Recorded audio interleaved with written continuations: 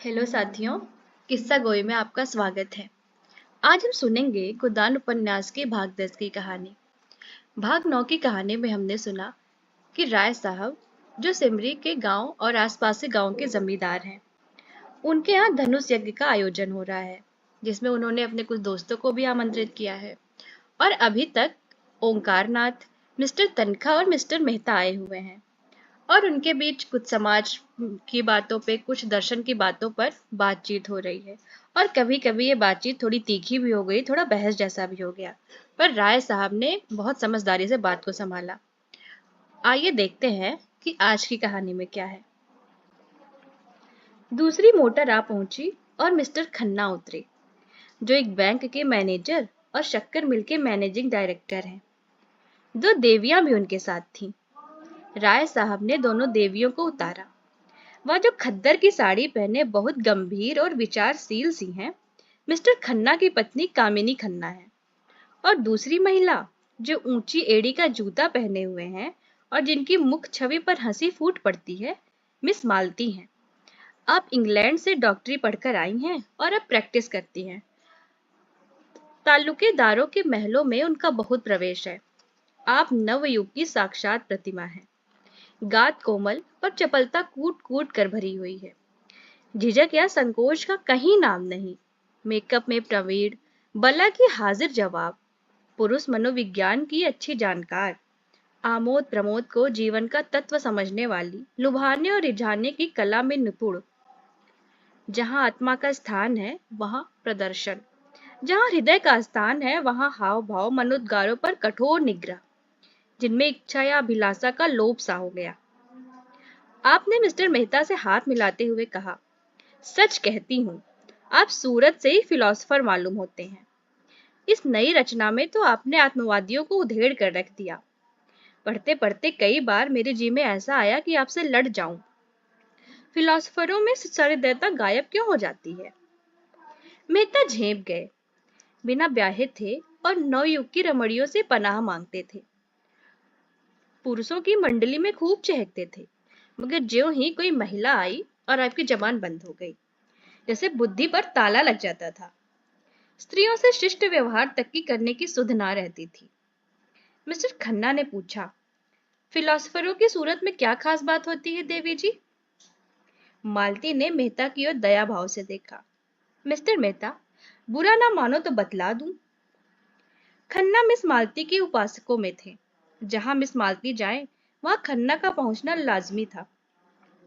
उनके आसपास भौरों की तरह मंडराते रहते थे। हर समय उनकी इच्छा यही रहती थी कि मालती से अधिक वही बोलें, उनकी निगाह अधिक से अधिक उन्हीं पर रहे।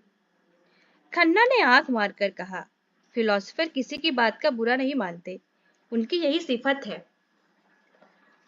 तो सुनिए फिर, फिलोसफर हमेशा मुर्दा दिल होते हैं।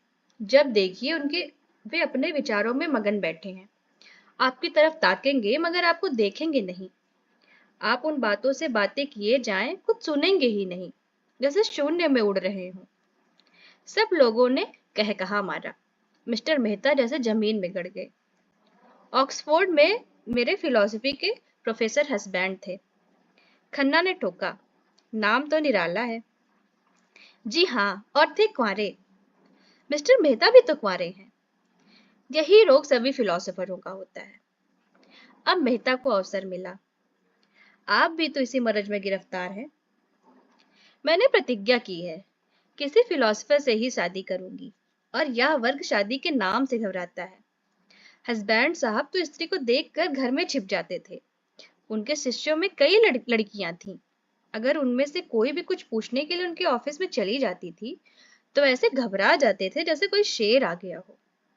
हम लोग उन्हें खूब छेड़ा करते थे, मगर बेचारे थे सरल हृदय। कई हजार की आमदनी थी, पर मैंने उन्हें हमेशा एक सा ही सूट पहने देखा। उनकी एक विधवा बहन थी, वही उनके घर का सारा प्रबंध करती थी। मिस्टर हस्बैंड को तो खाने की फिक्र ही ना रहती थी। मिलने वालों के डर से अपने कमरों का द्वार बंद करके लिखा पढ़ी करते रहते थे। भोजन का समय आ जाता था तो उनकी बहन आहिस्ता से भीतर के द्वार से उनके पास में जाकर किताब बंद कर देती थी। तब उन्हें मालूम होता था कि खाने का समय हो गया है। रात को भी भोजन का समय बंधा हुआ था। उनकी बहन कमरे की बत्ती बुझा दिया करती थी। एक दिन बहन ने किताब बंद करनी चाहिए तो अपने पुस्तक को दोनों हाथों से दबा लिया और भाई बहन में जोर आजमाई होने लगी। आखिर बहन उनकी पहिएदार कुर्सी को खींचकर भोजन के कमरे में लाई। राय साहब बोले, मगर मेहता साहब तो बड़े खुशमिजाज और मिलनसार हैं, नहीं तो इस हंगामे में क्यों आते? तो आप फिलोसोफर ना होंगे। जब अपनी चिंताओं से हमारे सिर में दर्द होने लगता है तो विश्व की चिंता सिर पर लाद कर कोई प्रसन्न कैसे रह सकता है? उधर संपादक जी श्रीमती खन्ना से अपनी आर्थिक कठिनाइयों की कथा कह रहे थे। बस यूं समझिए श्रीमती जी कि संपादक का जीवन एक दीर्घ विलाप है, जिसे सुनकर लोग दया करने के बदले कानों पर हाथ रख लेते हैं। बेचारा ना अपना उपकार कर सके ना औरों का। पब्लिक उससे आशा तो यह रखती है कि हर एक आंदोलन में वह सबसे आगे रहे, जेल खाए, मगर खाए घर के माल असबाब की कुर्की कराए, या उसका धर्म समझा जाता है।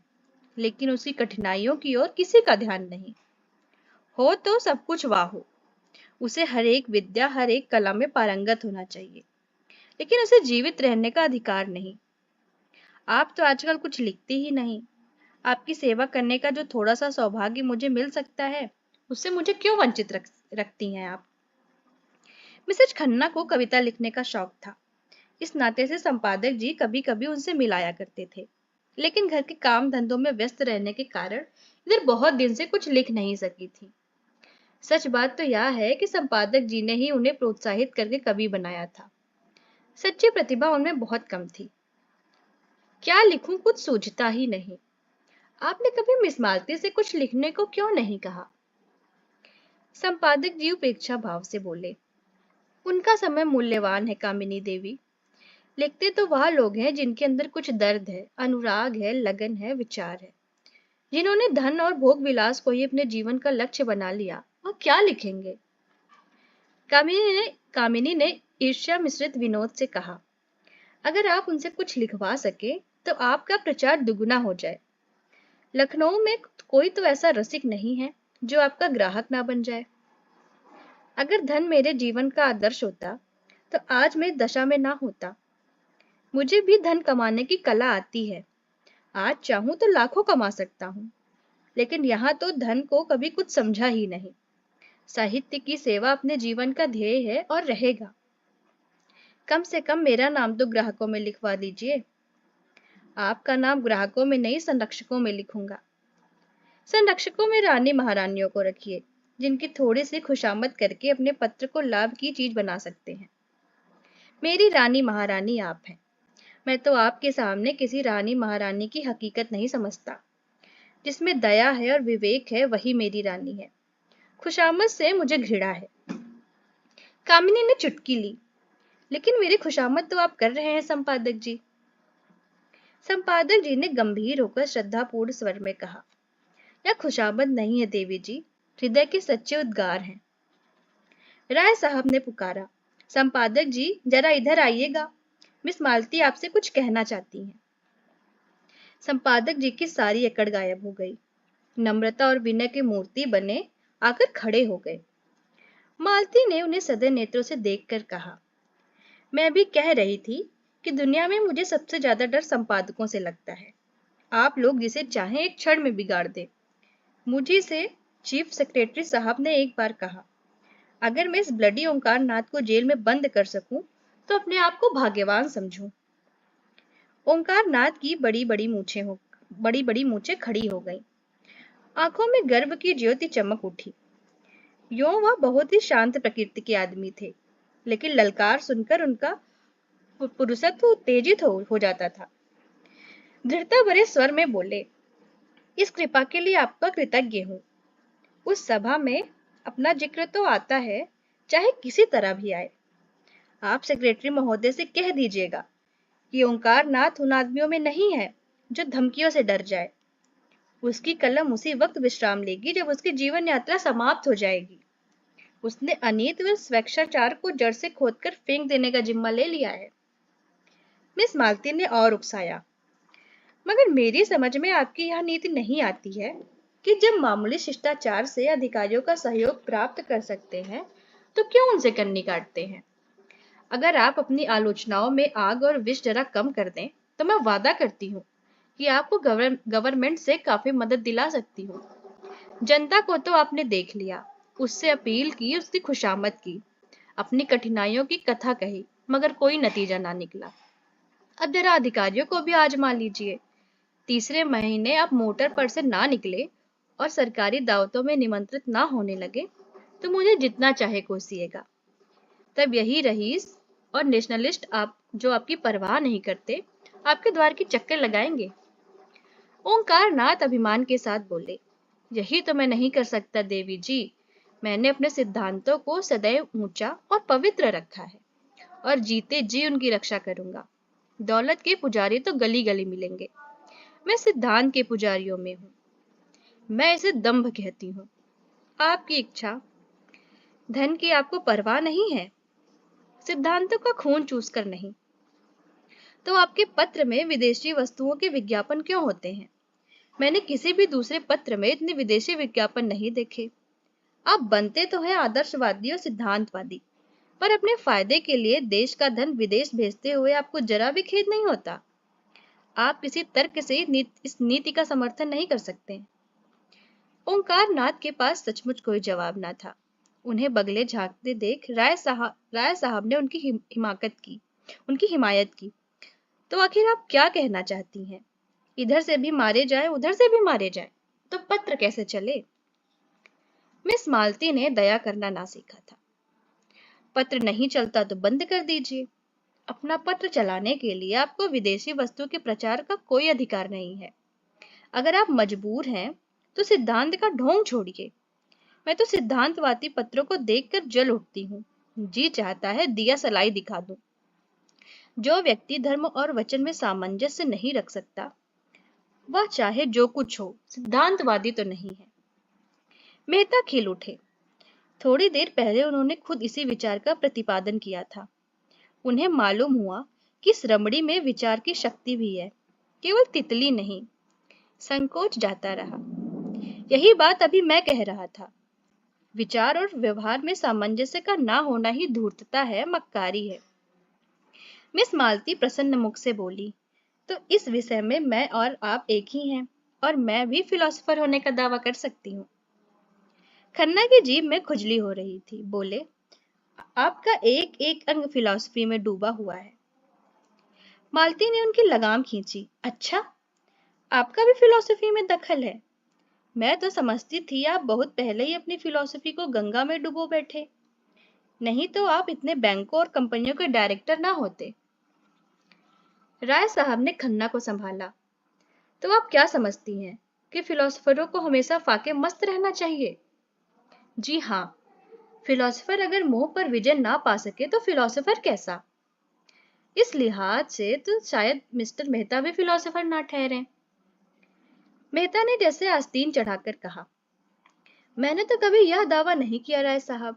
मैं तो इतना ही जानता हूँ कि जिन औजारों से लोहार काम करता है, उन्हीं औजारों से सुनार नहीं करता। क्या आप क्या आप चाहते हैं आप भी उसी दशा में फूले फले जिसमें बबूल या ताड़? मेरे लिए धन केवल सुविधाओं का नाम है, जिनमें मैं अपना जीवन सार्थक कर सकूं। धन मेरे लिए बढ़ने और फलने फूलने वाली चीज नहीं, केवल साधन है। मुझे धन की बिल्कुल इच्छा नहीं। आप वह साधन जुटा दें जिसमें मैं अपने जीवन का उपयोग कर सकूं। ओंकार नाथ समष्टिवादी थे। व्यक्ति की इस प्रधानता को कैसे स्वीकार करते? इसी तरह हर एक मजदूर कह सकता है उसे काम करने की सुविधाओं के लिए 1000 महीने की जरूरत है।